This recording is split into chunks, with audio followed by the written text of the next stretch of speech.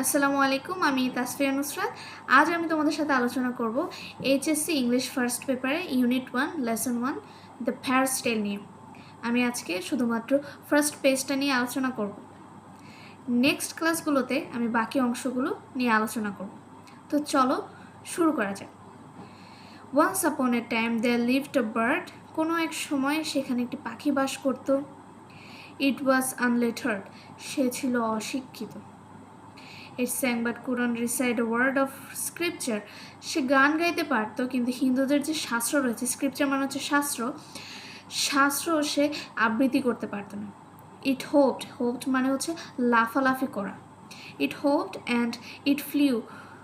সে লাফালাফি করতো এবং উড়ে বেড়াতো। বাট ল্যাকড মানে অভাব ছিল।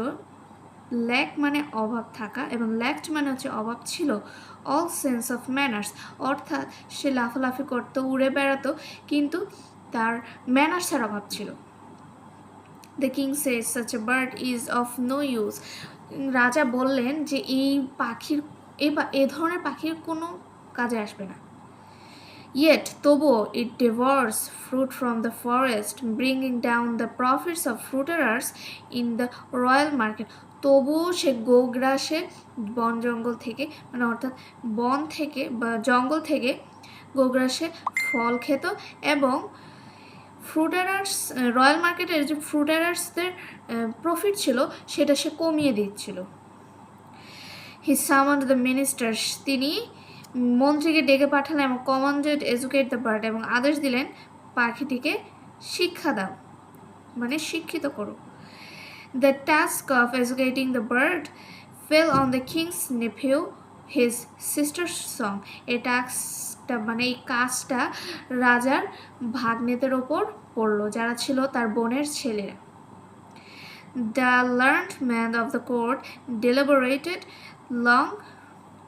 They pondered the reasons behind the ignorance of the creature in question.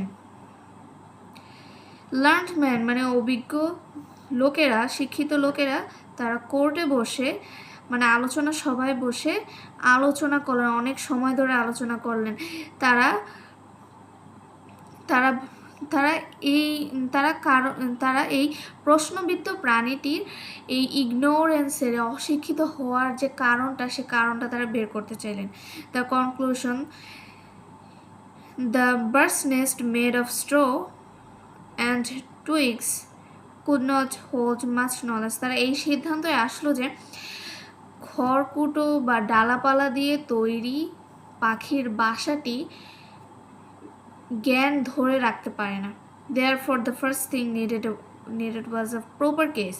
অতঃপর প্রথম কাজ হয়ে দাঁড়ালো সেই পাখিটির একটি প্রপার অর্থাৎ ভালো একটি সঠিক বাসা তৈরি করা, এবং তার এই জ্ঞান ধরে রাখার জন্য একটি সঠিক খাঁচা লাগবে। The royal scholars received the handsome fees and happily went home. রাজকীয় পণ্ডিতেরা এই অ্যাডভাইসটা দিয়ে, এই কথাটা বলে তারা মোটা অঙ্কের টাকা নিয়ে খুশি হয়ে বাড়ি ফিরে গেল। আমাদের ফার্স্ট পেজে এতটুকু নিয়ে আলোচনা করা হয়েছিল, আমরা এতটুকু নিয়ে আলোচনা করেছি। তো আজকের মতো এখানেই, আশা করি পরের ক্লাসে তোমাদের সাথে দেখা হবে। আসসালামু আলাইকুম।